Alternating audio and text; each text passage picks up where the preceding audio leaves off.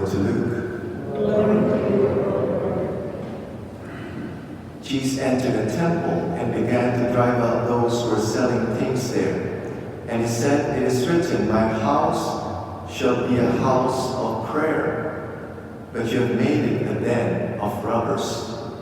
Every day he was teaching in the temple. The chief priests, the scribes, and the leaders of the people kept looking for a way to kill him, but they did not find anything they could do, for all the people were spellbound by what they heard. The Gospel of the Lord. Praise to you, Lord Jesus Christ. Reading this Gospel, I can't help but ask myself, was Jesus having a bad day? Was Jesus having a tantrums? It was so unusual of Jesus, right? I'm sure we have this image of Jesus. He's so kind. You know, he could have went to the temple and said, "Please stop selling here, okay?" And do like that, right? You know, just pleading to them and being kind. But no, here it says there that he began to drive out those who were selling things there. And why was Jesus so upset? We have to ask ourselves that. He was not upset because of himself. He was upset because the temple was not being used properly. And we know the temple is where people will go to pray, to commune with God.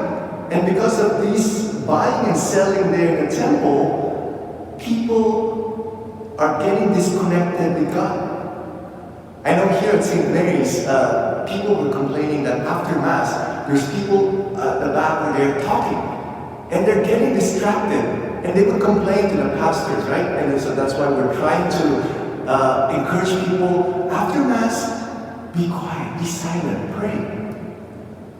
Imagine here at St. Mary's, there's a stand here that sells maple syrup, there's a stand there that sells beaver tails pastries, there's a lottery ticket store there that sells lottery, and then there's a booth there for priests that if you ask for prayers, they charge $5. What would happen? What would happen to this church? You won't be able to pray. You won't be able to commune with God. Okay?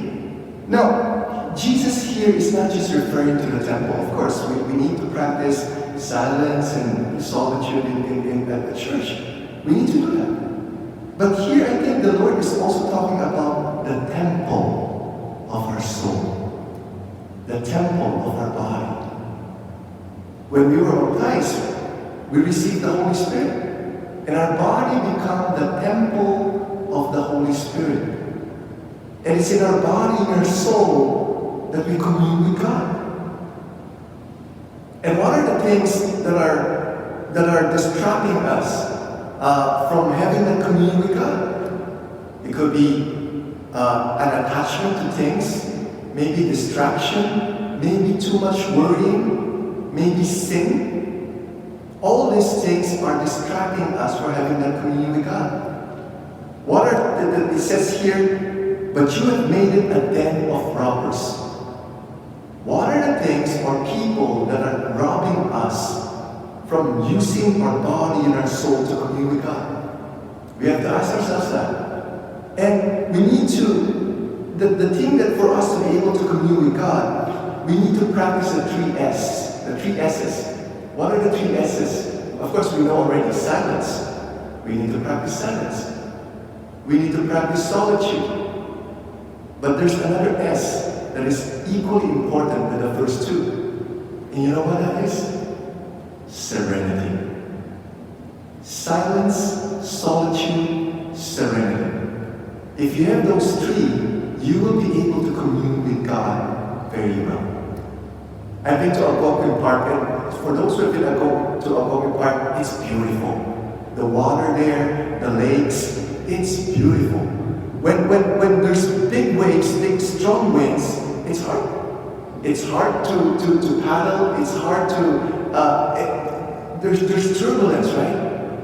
And it robs you of that peace. But when it's calm, no wind, calm, you see the stillness of the water. And the stillness of the water, you see the reflection. You see the beautiful reflection of the sun, the mountains, the hills, whatever. You see it. And that's what we need to have. Our soul, our body should also be like that. Silence, solitude, serenity. And when we have that, we're able to practice the presence of God. We're able to hear God better in our prayer. So we have to ask ourselves, what are the things or persons that are robbing us of that silence, solitude, and serenity? Now, this silence, solitude, and serenity is not just during our prayer time. We could practice that prayer, being prayerful throughout the day, whatever you're doing. Whether you're busy with this or not, you could still practice silence, solitude, and serenity. We must not lose that three throughout the day.